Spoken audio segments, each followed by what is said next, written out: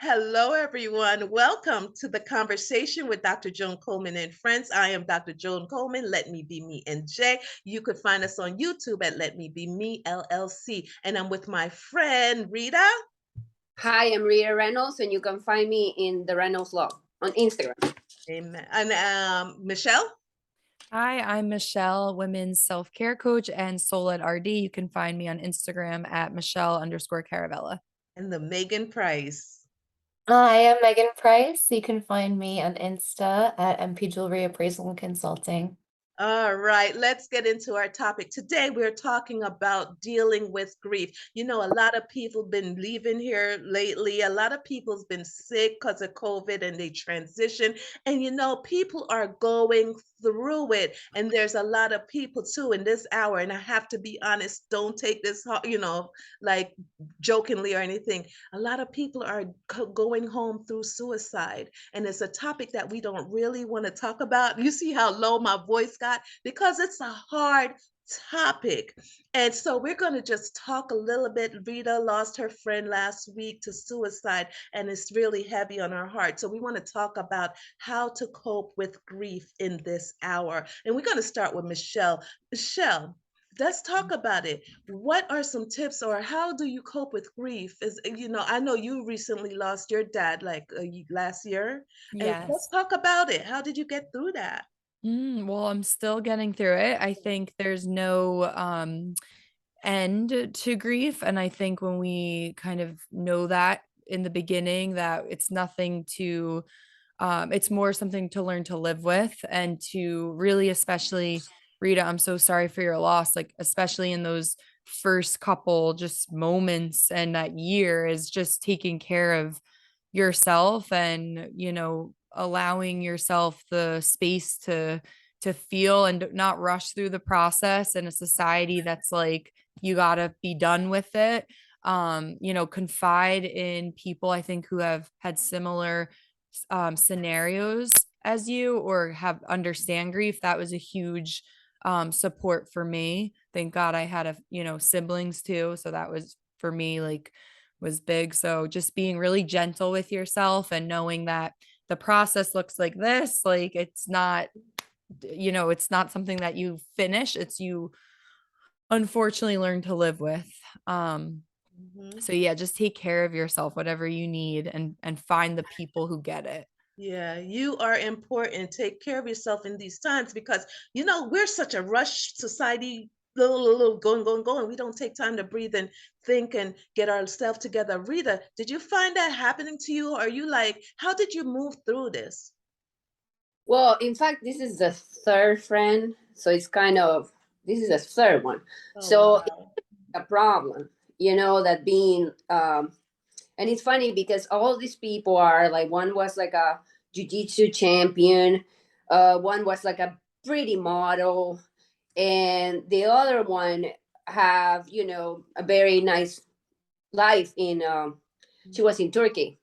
So I'm just trying to understand, for me, the grief, it's like, how these young people that have everything, I know it's not enough, but, I trying to figure it out. I ask all the time, why? Like, they're young like me. It's like I start to see myself and I'm like, that can happen to myself. And I have two kids. And these people have kids too. One don't have a father, the other don't have a mom, the other don't have a mom. So it's hard for me, that part, trying to understand like why this happened. And like 1, 2, 3 to me, You never know why what a person is going through. Your smiling faces tell lies. You could see somebody how they look on the outside, but you don't know what's going on in the heart. Megan, what do you think about that? What do you say about that? I think all have that, right? We look one way and we may be feeling a different way. And I mean, trying to explain a suicide situation, I think is nearly impossible. I mean, that leaves zero closure, um, and I think that that's really a tough situation to be in, and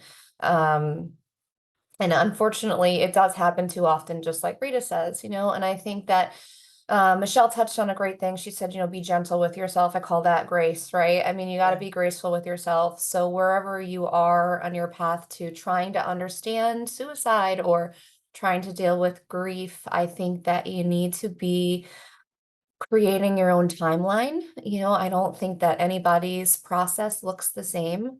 And I don't think there's a matter of time. I mean, you can be like, I always say 5 minutes at a time. And that's the way you have to live. Yeah. You might have a good 5 minutes, you might have a bad 5 minutes. You never know what's going to happen, but you just have to keep going through the motions of your next 5 minutes. And it's going to sneak up and it's going to come and visit you again. And you just never really know when that's going to be. You're right. You're so right. It's up, it's down. One day you feel good. Oh yeah, I'm all right. The next day you're down again, and then you're up again. So Michelle, do you find that you're up, down, up, down? How talk about that?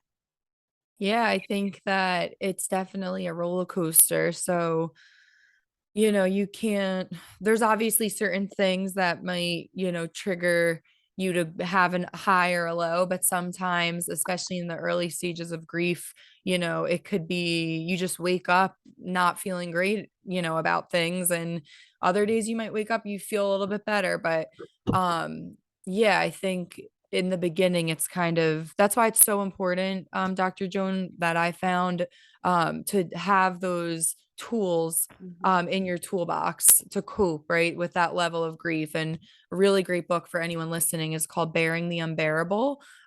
Someone gifted that to me who had also lost, well, she had lost a friend very tragically. And that was like the best thing that anyone could ever give me. The author is a therapist who specializes in grief. And she says, like, you kind of rate your grief on a day to day. And as long as you, not as long, but something that's helpful is to have that, the tools to help you cope.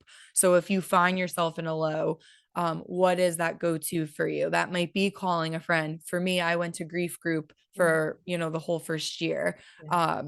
That was a targeted group with young adult parent loss. It might be going out in nature. So building those tools in your toolbox for those lows are really is really helpful.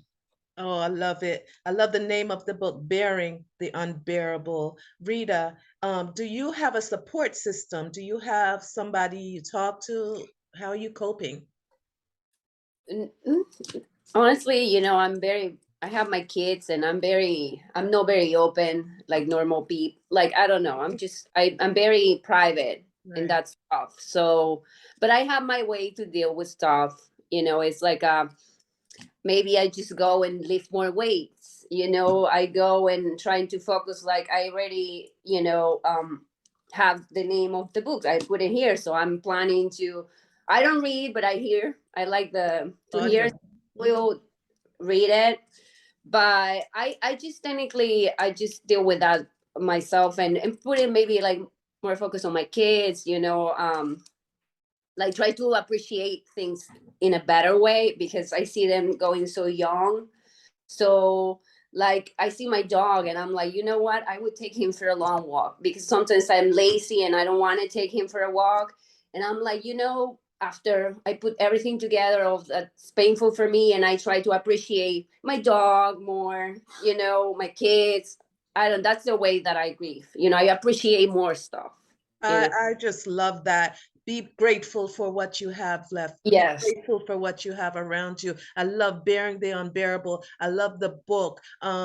And look for the book if you need that book. Michelle we'll put it in the caption. Well, I'm planning to follow Michelle on Instagram. So Yes, so yeah, and also some other tools. Surround your friends, yourself with friends and family who can help you comfort if you have that. If you don't have that, seek a grief group, like Michelle said, or a therapist that can help you. And you know what? It's gonna be all right, but it's gonna take a while. So feel what you're feeling in the moment. Go through what you got to go through, and then try to breathe and let it go. And also, I'm an advocate for this prayer. If you pray, pray. That will bring you through also. Megan, any final words?